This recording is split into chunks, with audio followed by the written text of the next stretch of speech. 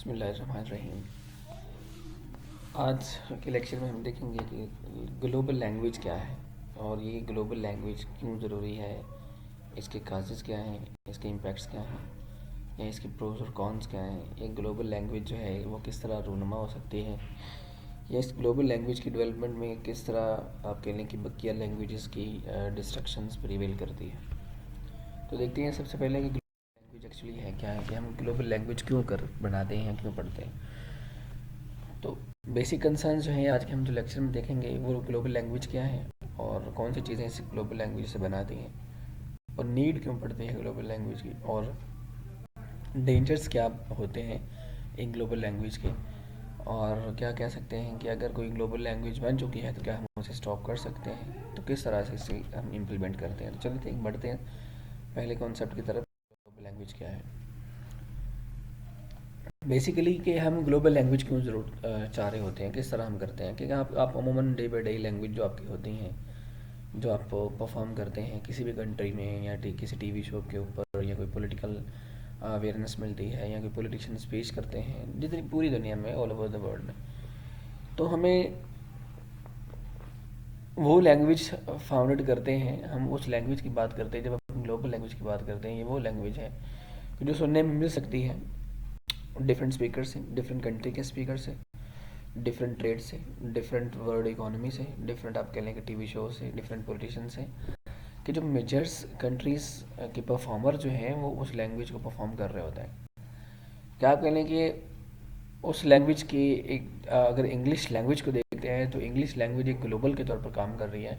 तो अगर ये English language as a global काम कर रही है तो ये आप देख सकते हैं कि आपको हर टीवी में, हर कंट्री की टीवी शोज़ भी नज़र आ रही होती हैं। हर प्रोग्राम में आपको, हर कंट्री में डिफरेंट प्रोग्राम्स में आपको सुनने को नज़र आ रही होती है। इवन दो कि हम लाखों मील दूर बैठे हुए हैं उस कंट्री से जिस कंट्री की ये नेटिव लैंग्वेज है या जिस कंट्री की ये फर्स्ट लैंग्वेज है, लेकिन फिर भी हमारे पॉलिटिशियन इसे इस्तेमाल कर रहे हैं, फिर भी हमारे टीवी एंकर हमारे इस्तेमाल कर रहे हैं, कुछ फिर भी हमारे न्यूज़ कास्टर जो हैं वो उसे इस्तेमाल कर रहे हैं।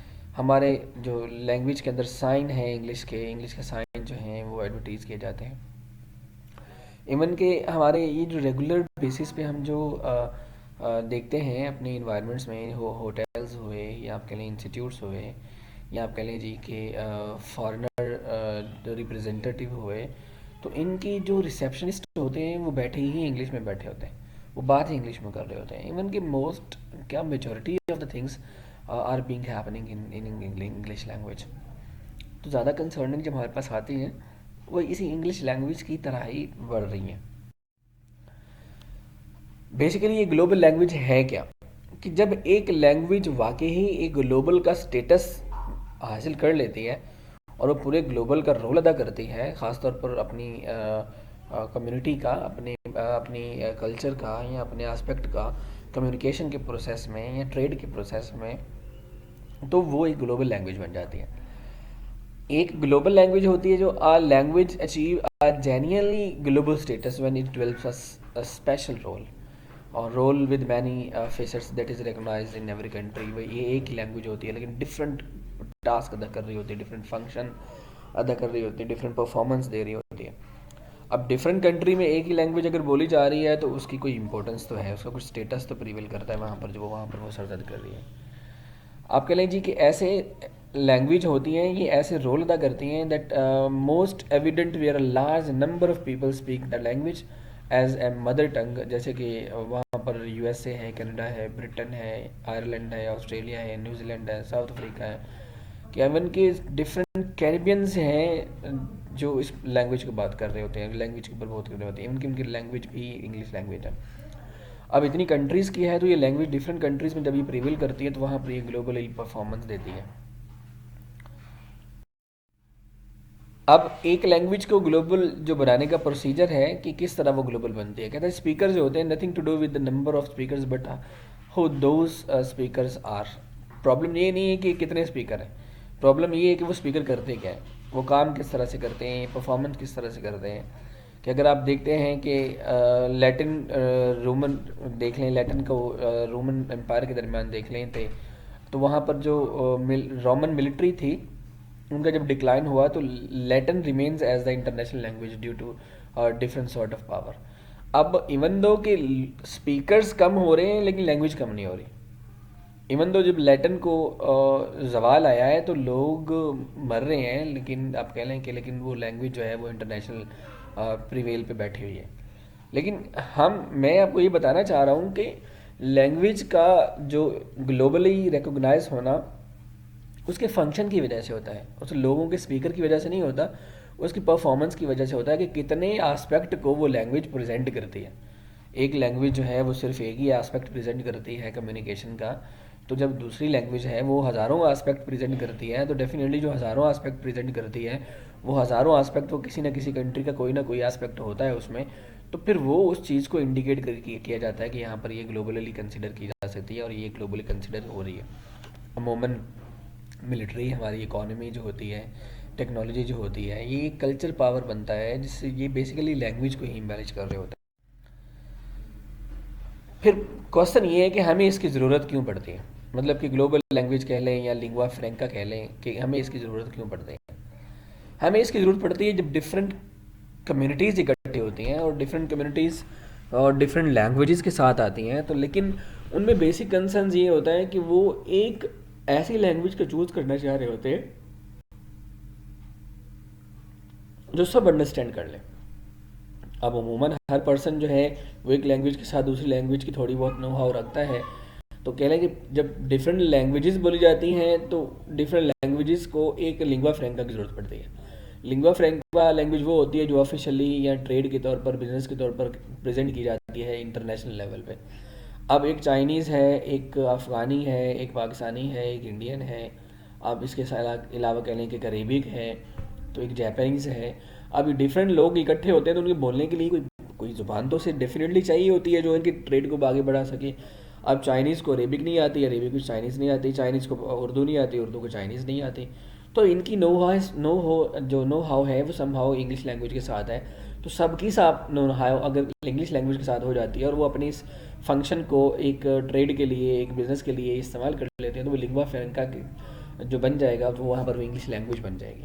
आप कह लीजिए people using different languages need a lingua franca to communicate. Pidgin है simplified language adopted by several ethnic group along with West African coast to do trade.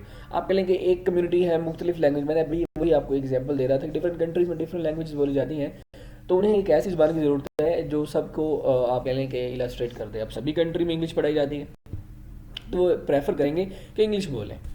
अब अरेबिक भी इंग्लिश पढ़ते हैं, जापानीज़ भी इंग्लिश पढ़ते हैं, चाइनीज़ भी English पढ़ते हैं, पाकिस्तानी भी इंग्लिश पढ़ते हैं, इंडियन भी इंग्लिश पढ़ते हैं, तो ये भी सभी कम्युनिटीज़ को बोलने की बात बढ़ती है। तो अब उनको ज़्यादा आसानी ये होगा कि वो एक ऐसी लैंग्वेज सेलेक्ट कर लें जो सबका पर्पस पूरा सर्व कर दे। तो यहाँ पर इंग्लिश ने इतना अपनी जड़ी बना ली हैं, खुद को इतना अप्रूटेड कर लिया है कि वो एज ए लिंग्वा फ्रैंका के तौर पर खुद को प्रेजेंट करती है। अब जैसे मैंड्राइन चाइनीज़ है, आप कह लें कि उसकी अगर हम बात करें लिंग्वा फ्रैंका जो होता है हमारे पास वो आप कह लें कि एक ऐसा इंटरनेशनल एकेडमिक और बिजनेस कम्युनिकेशन को डेवलप करने के लिए हमें लिंग्वा फ्रैंका की ज़रूरत पड़ती है। तो हम उस लैंग्वेज को देखते हैं जो इन सभी पर्पज़ को पूरा करती है। तो जब जो लैंग्वेज इन सभी पर्पज़ को पूरा करेगी तो डेफिनेटली वो एक लिंग्वा फ्रैंका का रोल अदा कर देगी। तो मैंने अभी आपसे कहा था कि डिफरेंट कंट्रीज़ में इंग्लिश को एज ए सब्जेक्ट पढ़ाया जा रहा है, तो फिर वो सब के लिए इंग्लिश को चूज़ करना आसान होगा, तो वो आसानी से इसके ऊपर काम। फिर ये है कि किस तरह एक डेंजर्स बन सकती है अगर हम ग्लोबल लैंग्वेज को कंसिडर कर लेते हैं। Global language will cultivate an elite monolingual linguistic class. Those who have such a language as a mother tongue will be more able to think and work quickly in the language and to manipulate to their advantage. A global language will hasten the disappearance of minority languages.